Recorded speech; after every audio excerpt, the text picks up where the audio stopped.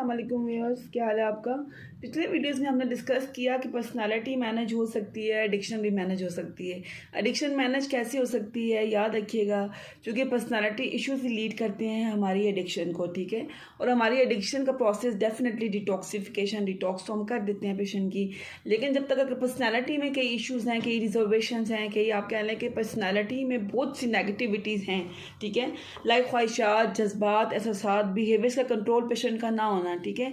याद रखिएगा, अगर खाली पेशेंट की एडिक्शन है तो वो मैनेज होने वाली है, ठीक है। हैबिचुअल प्रोसेस मैंने ज़रूर कहा है, लेकिन नफसियाती ज़हनी बीमारी तरह देखिए, कुछ पेशेंट ऐसे होते हैं जो बिकॉज ऑफ सब्सटेंस इंड्यूस, ठीक है, किसी भी सब्सटेंस के अकॉर्डिंग साइकोसिस में चले जाते हैं। और साइकोसिस अगर एक बार आपकी वर्स कंडीशन में चला जाता है और उसके बाद दोबारा आपका साइकोसिस, दोबारा उसकी वर्स कंडीशन फेस को दोबारा आता है, फिर आपका साइकोसिस मैनेज नहीं हो सकता।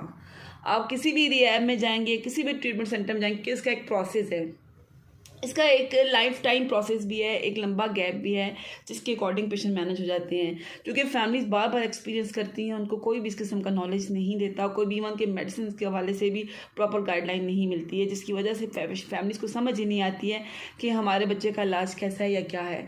मैंने देखा है कि बहुत सी फैमिलीज ऐसी हैं जो कि अपने बच्चे को, क्योंकि लैक ऑफ साइको एजुकेशन की वजह से अपने बच्चे का इलाज ख़राब कर रहे होते हैं। इवन कि हमारे बहुत दफ़ा समझाने के बावजूद भी वो चीज़ को नोटिस नहीं करते हैं कि इसमें हमारे पेशेंट की बहाली है या मेरे पेशेंट की लाइफ टाइम सेविंग है, ठीक है। वो ये समझ रहे होते हैं कि पता नहीं रिहैब तो खुद से ये कह रहे हैं, क्योंकि उनका बैड एक्सपीरियंस विद रिहैब गुजरा हुआ होता है। वो हर रिहैब को एक लेवल से ट्रीट कर रहे होते हैं और एक लेवल से देख रहे होते हैं। जब अगर आप अपने पास्ट एक्सपीरियंसेस को उस तरह से रिकॉल करेंगे तो ये तो आपके लिए बहुत तकलीफ दे प्रोसेस हो जाएगा। पहले भी आपसे डिस्कस किया, पहले भी आपसे शेयरिंग की। काइंडली जब भी अपने पेशेंट का इलाज करवाएं, कोशिश किया करें कि आपको इतनी डिटेल में आपके पास नॉलेज हो कि आप अपने पेशेंट का इलाज कहाँ से करवा रहे हैं, कौन से रिहैब से, क्या ट्रीटमेंट प्रोसेस हैं, किस तरह से वो पेशेंट को मैनेज करते हैं, उसकी डिजीज़ को कैसे मैनेज करते हैं।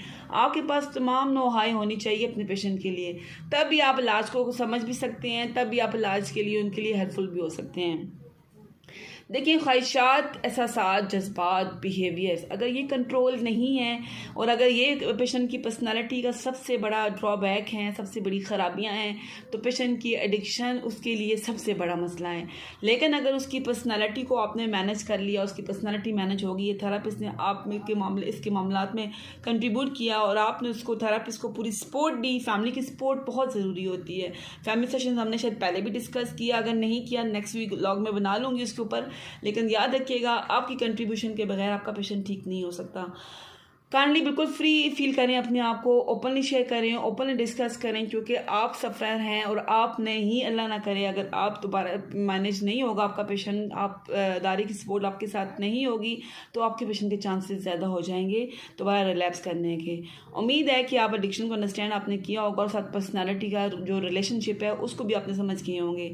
याद रखिएगा, सब्सटेंस जो किसी भी सब्सटेंस के अकॉर्डिंग जो नफसियाती और जहनी मसला बनता है वो भी मैनेजेबल है, ठीक है, वो भी ट्रीटेबल है, ट्रीट हो जाता है। लेकिन अगर आप इन फ्यूचर में थेरापिस्ट के अकॉर्डिंग नहीं चलेंगे, मॉलोजीन जो भी आपको एडवाइस देंगे उसको फॉलो नहीं करेंगे, आपके पेशेंट के चांसेस दोबारा ज़्यादा हो जाएंगे। उम्मीद है मेरी आज की ये वीडियो भी आपको पसंद आई होगी। अगर आपको पसंद आई है, लाइक करें, शेयर करें, सब्सक्राइब करें और हमें अपनी राय से ज़रूर आगाह किया करें। अपना ख्याल रखिएगा। अल्लाह हाफिज़।